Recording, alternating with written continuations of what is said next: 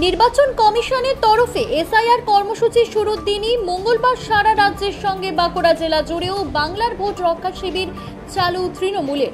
জেলার প্রতিটি বিধানসভা এলাকার প্রতিটি অঞ্চলে এদিন থেকে এই ধরনের শিবির খোলা হয়েছে ও ওই শিবিরগুলিতে এসআইআর সংক্রান্ত যাবতীয় জিজ্ঞাসার উত্তর ও ফর্ম পূরণে ভোটারদের সহযোগিতা করা হচ্ছে বলে তৃণমূল সূত্রেই জানানো হয়েছে।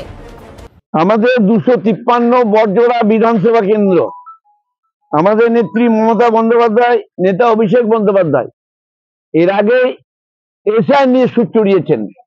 প্রকৃত যারা ভোটার তাদের বাদ দেওয়া যাবে না, চারদিকে আন্দোলন চলছে।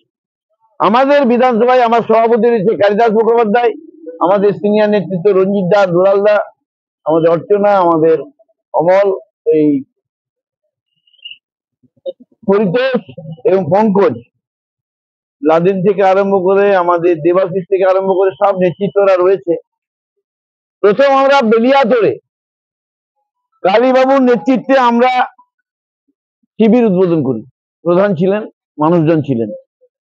তারপরে বড়জোড়া, এরপরে হচ্ছে মানাচর, তারপর জিঘাটি যাব। এবং প্রতি অঞ্চলে একটা করে শিবির আমরা তৈরি করে ফেলি। কেন না, এসআইআর নিয়ে যে আতঙ্ক তৈরি করেছে নির্বাচন কমিশন, চাপ সৃষ্টি করেছে বিজেপি নির্বাচন কমিশনকে, এবং এইটা করার কোনো মানেই ছিল না।